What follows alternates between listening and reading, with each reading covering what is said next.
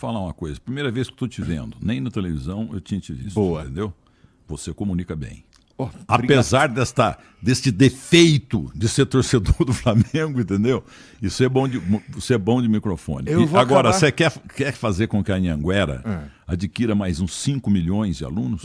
É só botar um colégio Anhanguera em Muzambinho. Porque Muzambinho é a capital mundial da cultura.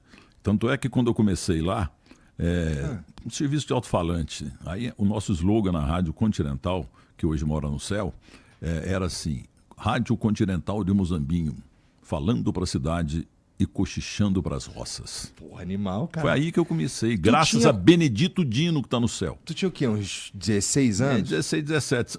Olha, nós temos lá o FUT, né? Então, homens no sentido, mulher do... Ali nasceram muitos namoros, noivados, casamentos, etc. E tal. O meu mesmo foi lá. E aí eu ia passando, cara, coisa de Deus, de frente ao Teatro de Muzambinho, que está lá desde 1910, né? Tem um logo bonito lá em cima.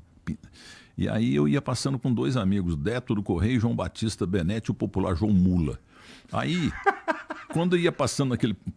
Abriu-se, as portas se abriram e aparece o Benedito Dino, que por sinal ele era o pai de um concunhado que eu tenho lá em Muzambinho. E aí ele falou assim, com o microfone na mão, olha, você vê, mão de Deus. E ele, passando muita gente. Ô Mirtim, porque eu sempre fui chamado de Mirtim. Falei, o que foi, Dito? Fala alguma coisa aí pra mim. Eu peguei aquilo, parecia uma cobra venenosa. Mas pra quê? Que eu vou falar o quê? Fala alô, eu só quero saber se tá saindo lá fora. Por favor. Então tá bom. Aí eu falei, serviço de alto-falante montanhês, anunciando isso e aquilo. Vamos colaborar com a Prefeitura Municipal de Muzambinho, que é uma espécie de Nova York, né? Nós estamos mudando o nome para Musa York, misto de Muzambinho com Nova York. Em que frequência tu vai lá? Não, tenho ido pouco, viu? Tenho ido pouco. Tá. Mas eu amo Muzambinho de forma absurda, porque é a minha terra. E eu transformei essa palavra, é até uma palavra, o nome não é bonito, sabe?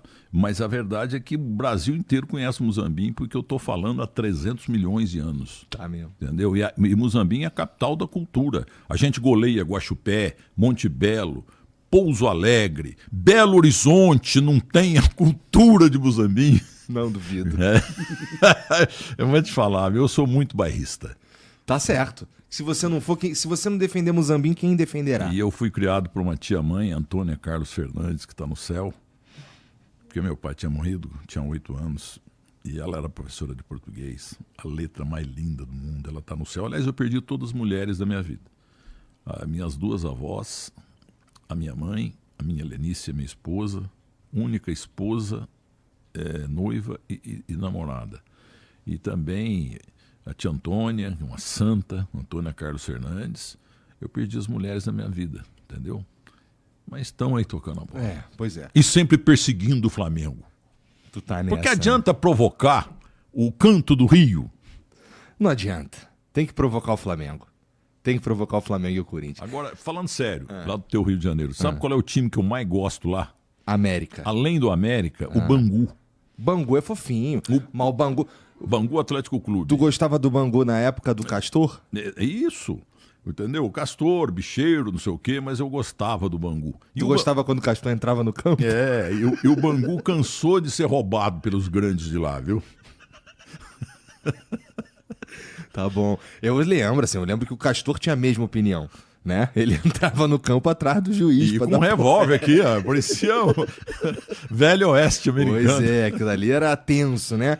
E assim... Não, mas tinha sempre um Castor aí pelo Brasil. Ele não foi o único bicheiro a tomar conta do futebol de um clube, não. Tem mais alguns aí. Mauro Betti, por exemplo. Que tá contigo no podcast agora, Mauro né? Betti, ele era bicheiro lá no Palmeiras. Entendi. Uma vergonha. Além disso, ele é careca, usa uma peruca horrorosa. Aquilo é peruca. Qual é, Maurão? Peruca, cara? E não é palmeirense nada. É porque o Joelmir Betti, aquele santo que está no céu, dava ordem para ele falar que era Palmeiras. Na verdade, o Mauro Betti é corintiano. Meu Deus. Vai dar morte isso daí.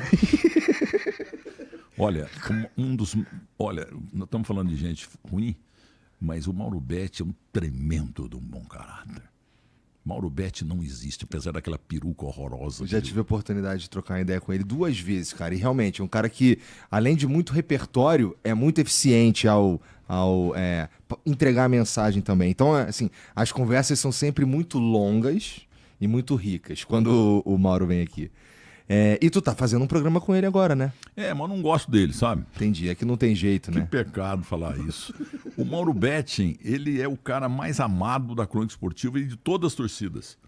Entendeu? Porque ele não tem aquela contundência. Porque eu quando falo, o Flamengo ganhou roubado, o Corinthians ganhou roubado, ele floreia, porque ele é um santo, entendeu? Mas a coisa melhor, a coisa que eu mais adoro é perseguir o Flamengo e o Corinthians. Não adianta perseguir o Bom Sucesso e nem o Juventus Com da certeza. Rua Javari. Então, aí eu tava te falando antes que você falou, pô, tu deve ser chato com o Flamengo, qualquer coisa assim. Cara, aí eu fui ficando menos. Lembra quando em 2016 tinha o papo do cheirinho? Que tu adorava tirar um sarro do cheirinho, né?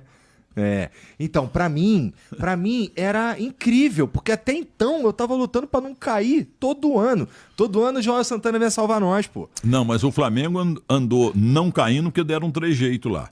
Teve um ano aí que eu não tenho a memória tão boa quanto a tua em termos de Flamengo. Fizeram uma marmelada lá, viu? Eu sei dessa história no caso do Fluminense, viu? No caso do Flamengo, assim, a gente não tem um... Agora a turma Pagou fala aí, tudo que negócio deve. de sílaba de times, nada supera Fla-Flu. Eu também acho. Tá no nosso hino, pô. Eu tenho que reconhecer, entendeu? Tá no nosso E hino. um vive por causa do outro. Porque é importante. O Botafogo dispensa comentários. Se não existisse o Botafogo e o Santos, o Brasil não tinha ganho esse monte de Copa do Mundo, não. Tinha um tal Garrincha que jogar um pouquinho, né? Entendeu? Garrincha, Didi, Corentinha, Marildo, Zagallo. Brincadeira, pô. Manga no gol. Eu sou fã do Manga, viu? O Manga foi um goleiro espetacular. Mas quem foi que fez você olhar pro futebol diferente? Revista do Esporte, que lá no Bazar Castro, que não tem mais, aí o dono lá, ele assinava a Revista do Esporte. E depois de uma semana, eles me emprestavam, me davam. Moleque que tu era. Aí eu aprendi lá dos times todos do Rio de Janeiro. Eu gostava mais do Bangu, entendeu? Porque o Bangu ousava enfrentar os 4 grandes de lá. Isso sem conseguir assistir os jogos, só pela revista? Agora, eu não assistia nada. Primeiro que não tinha televisão na minha casa. Segundo que não pegava televisão direito na minha cidade, entendeu? E aí, mas eu vou te fazer te deixar emocionado agora. Vai. O maior time que o Rio de Janeiro teve tinha Jaguaré, Brilhante Itália, Tinoco, Fausto e Mola, Pascoal, Russinho, 84, Mário Mato, Santana. Que time é esse? Clube de Regatas Vasco da Gama. O time do Vasco foi o que encheu o meu saco mais do que o do Fluminense, assim, ao longo da minha juventude. Porque eu vivi 97, né? 2000, ali com aquele Vasco insuportável. Em 2000 eu tinha 15 anos. Então imagina como era na escola. Os caras enchiam meu saco diretão. Mas, pô, tu é o... Não, viu? O pessoal fala, e com razão, você não fala do Rio, você só enche o saco do Flamengo, não sei o que. Ó. Escalei o Vasco da Gama e escalei o América, pô. Como é que esse mapa aparece na tua cabeça pra tu... Tem um gancho, né? Eu vim aqui preparado pra encher Tospiquá. Entendeu? Porque Porra, tu é bom de verdade. Vou te falar, se tu tem futuro na comunicação, viu, hein? se a gente ficar aqui falando o óbvio, a turma desliga. Mas relaxa que a gente não vai conseguir ficar falando. Mas o futebol do Rio de Janeiro sempre foi muito forte. Agora, um pecado foi a Copa de 50. Pelo amor de Deus, que aquele time nosso lá, quer dizer, eu nasci em 51, portanto eu não vi nada. Mas você analisa os 2 times, não vai perder para o Uruguai, dentro de casa, com 100 milhões de torcedores no Maracanã, é louco. Bom, isso daí é bem ruim, mas assim, não precisa ir muito longe pra... Por exemplo, essa última Copa, a frustração brasileira foi absurda. Eu tava lá no Catar com o Jean, quando a gente tava no jogo da Croácia, aquele ali é o Jean. Aí quando a gente tava saindo do jogo, acho que a TV Band parou a gente pra fazer uma entrevistinha rapidinho, né? E aí, pô, o que vocês estão sentindo e tal? Aí eu falei, pô, tô frustrado, não sei o quê. Quando mudou pro Jean, ele começou a falar, pô, puto, vamos, no final, pô, achei que a gente fosse chegar aqui e fazer a bandeira dos caras pra fazer piquenique e no final mamamos. Aí eu duvido que os caras vão botar isso no ar.